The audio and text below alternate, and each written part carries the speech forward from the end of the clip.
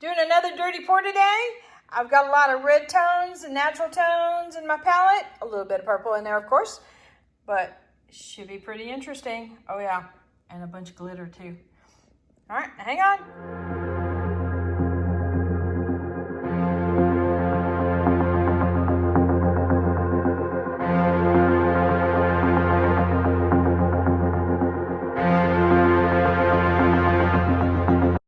Howdy, howdy everyone. So we're gonna do a dirty pour today. And this time I'm gonna explore something a little bit different. A lot of you know that I use a lot of white or base tint to get my cells. So this time I was intentionally not using any base tint. And so we're primarily going with powders or pastes today. And we're gonna see how they interact together with a dirty pour. So we've got a lot of red tones in the palette today, and there's a little bit of browns in there and some purples, and of course I gotta throw in some purple in there as well. So I thought, since it's gonna be a lot of earthy type colors, okay, pushing in on the purple part, I thought I'd also use a beige instead of a white. We're gonna see how things go. Doing a lot of ums today, so sorry about that. Okay, so I'm gonna start off with a little bit of beige here, just to get the party started. I'm just gonna start layering them up here. Let's see if I can do it this way and you can see the colors going in.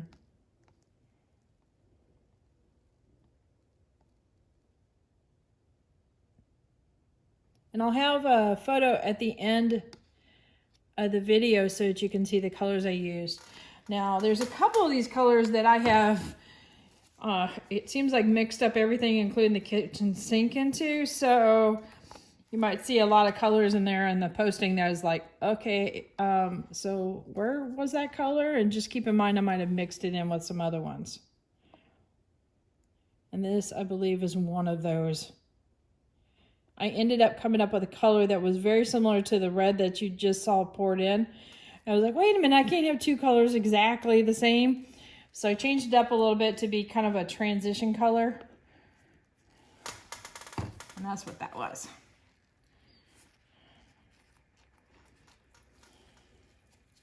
This is tricky pouring from this direction.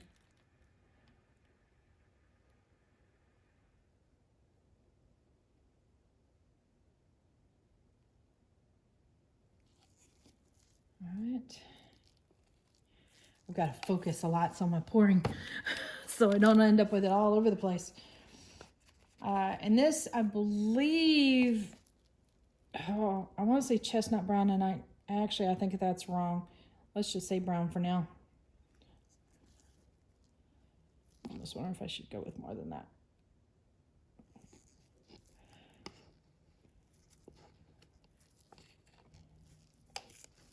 And also what I'm going to do today is I'm going to pour it in a fashion where it seems like it's not going to have full coverage, and have a lot of clear in there too, so that the wood shows through.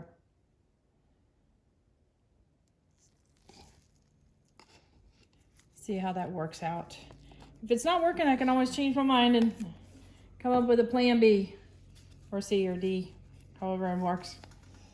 All right, here's my two purples or violets. They're very dark, so that's where our contrast is going to come from. But I think what's going to happen is, because the tones are very similar in graduated steps, that we might end up with some really pretty blends. Some of these colors are transparent. Some of these have a luster to them. There's one there that's got a lot of glitter in it.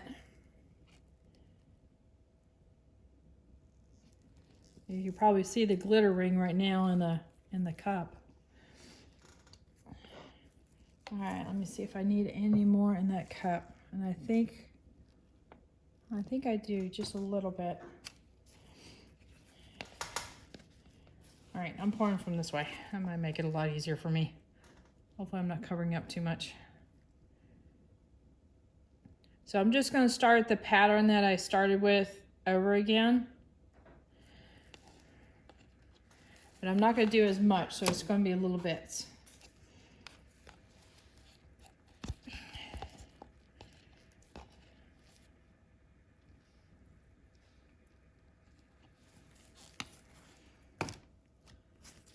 All right. I think I'm going to end with the coppery glitter.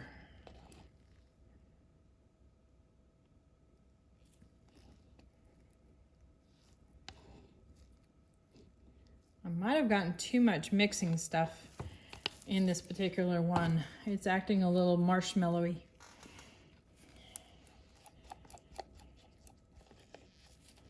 Now, the cool thing about glitter, if it's glitter, not a mica, you can actually load up your resin pretty significantly with glitter, since it doesn't actually mix in, incorporate and become a bonded thing. It's still kind of floating in the liquid. It doesn't change the chemistry of the resin too much.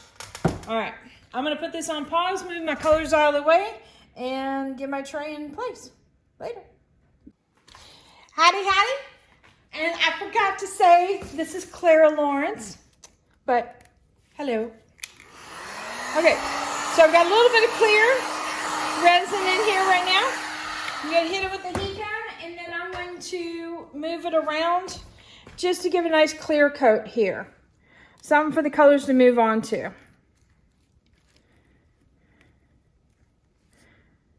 And I'm not too worried about it going all the way to the edge, because I will be tilting this dirty pour to move it around and have it go up the edge a little bit. But if it does go to the edge, yay. So all the clear coat does is allow colors to move a little smoother. Whereas if I didn't have it, it might be, they might be busy attaching to the board, things like that. So, and not moving freely how I'd like them to move. All right, I think I am doing pretty good here. All right. I usually have a cup on standby on the side so I can scrape my hand off and use that resin for other applications. So try not to waste as much as possible. All right, I'm gonna get a fresh glove. And that's how my tray stays as clean as possible. Because if somebody wants to buy it, they don't want any goopy mess on the outside. But if you do happen to hit it with a little bit of resin on the sides there, get an alcohol rag and hit that as soon as you're done with your art and pouring it. And then it should clean up pretty good. All right, let me get rid of the bubbles, and then we'll get to the colors.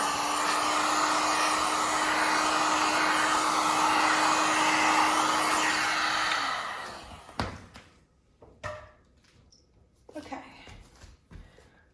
So we have our glorious mixture of colors here. Look at the glitter in there. Doesn't that look pretty? Let's see, zoom in. And you see how they're all interacting on the side there?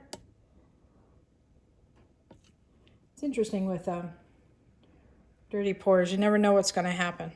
Okay, now we got the right side. Sorry, I've been bouncing in and out there. Okay, so let's see. How do we want to pour this? I'm going to do a big S. I think that's what I'm going to do. Very wide, slow pour. And of course, drag my cup through the clear. Because apparently that's what I meant to do.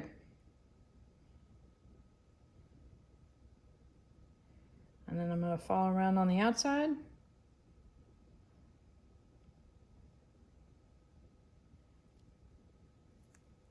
And then rotate my cup. And that kind of helps minimize the drippage. Doesn't that cup look pretty? And that's what I'm hoping there. You see how the edge there looks like a lot of the colors blended together? That's why I picked the range that I did, and I'm hoping that that happens here as well. All right, let me hit this with a heat gun.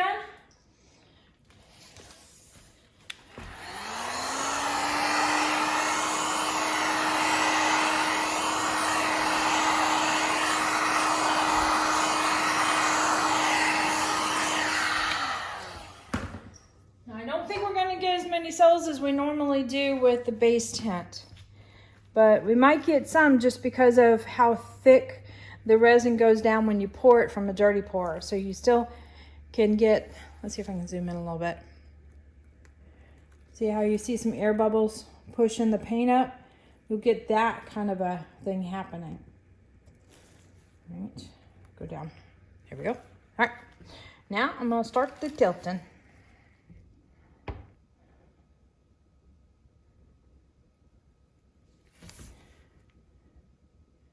If I can get up here.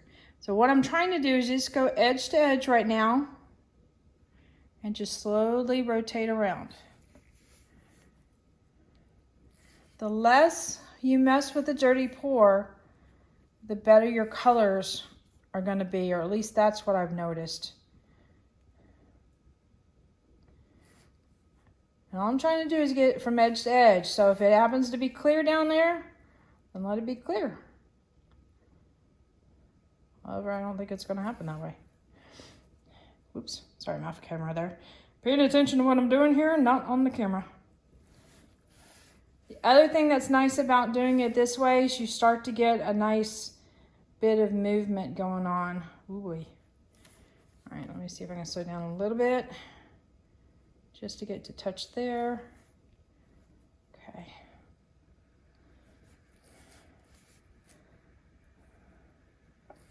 Apparently I got some resin on my gloves. I'm seeing little spots on the edge there. So I have to hit that with some alcohol. All right.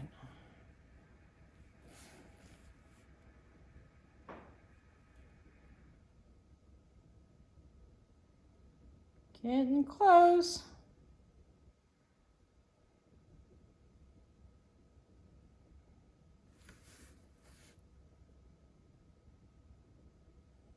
It's kind of mesmerizing watching the colors move.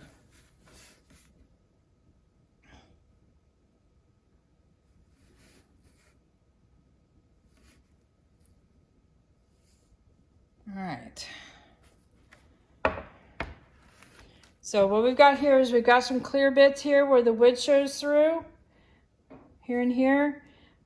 I do actually have some cells going on here. And if I wanted more clear areas, I might even go and add some clear resin to this.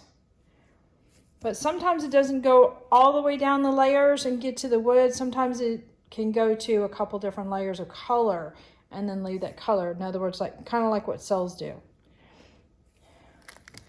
So let's figure out what we're going to do here.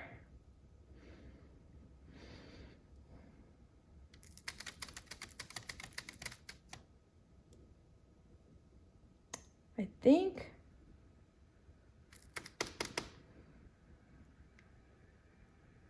I'm kind of thinking about adding a few glitter lines in here with this copper glitter here.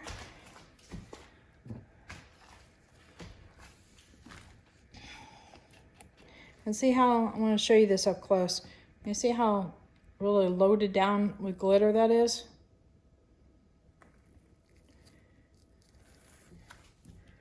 Let's see. I'm simply going to drag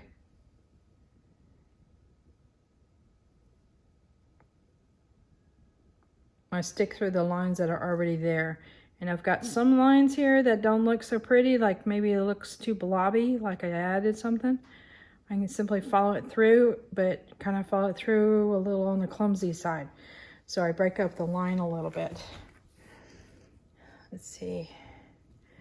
I'm gonna hit on the other side of this dark purple.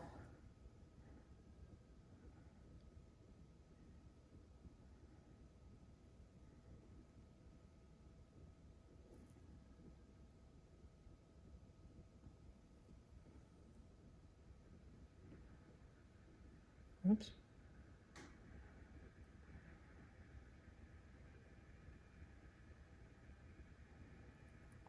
Okay. Yeah, picked up a lot of purple there, so I want to wipe some of that off. All right, let's see. I'm gonna do some right by this little clear window.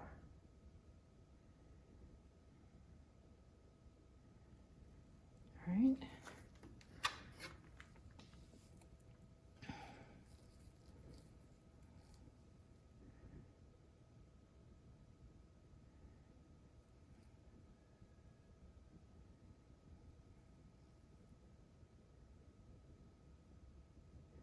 Break it up again, especially this area here, and just go out a little bit. Maybe a third time. There we go. All right.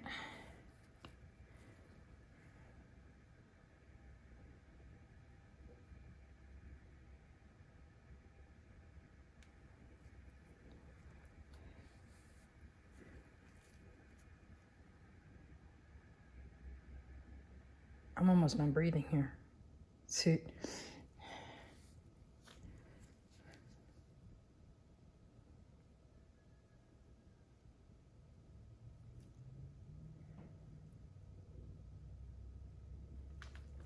Okay. Real quick heat gun.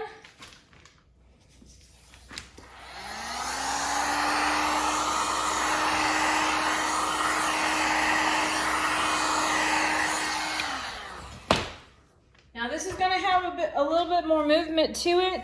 If you noticed when I was drawing lines over here, it was easy to hit bottom over here. But when I was drawing lines over here, over here in the middle, it was a lot of thick resin I was picking up. So it was much thicker here than it is over here. But as it goes along, it might be more like this, but it'll settle out and even out. So it is one of those things that will even out while it's curing and stuff. So self-leveling, that's the phrase I'm looking for. All right, let me wipe off my hands and then I can bring you in for a close-up here.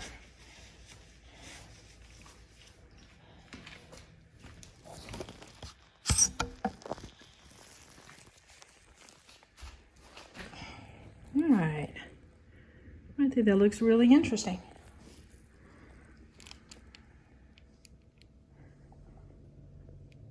I really like the extra glitter I added in there too.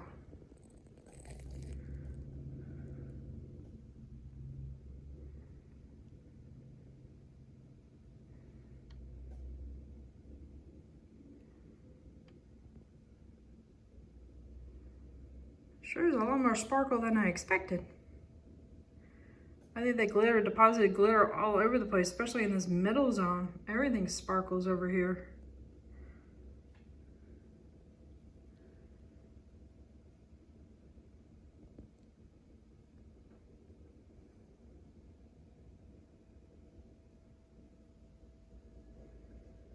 What's interesting is that almost looks like a paw print, almost. But that's changing too, just in this last few moments. There's some cells coming up there, but I bet that's just because of paint moving around. All right, we will check on this tomorrow. Until then, later. Morning, everyone. I had to come out here this morning and check on this piece and see how well it's doing. We're at 17-hour mark right now, so it's definitely at that soft cured stage. So, oh, nice reflection. Okay, it's a dark piece, so it's always a challenge to do. There we go. All you gotta do is start angling it until you don't get any reflections on this. But this sucker is glittery like crazy. There's all kinds of shimmer on this. I'm actually thinking about doing a second coat on this and possibly playing with some layers. Maybe even a little gold foil or something like that. I don't know.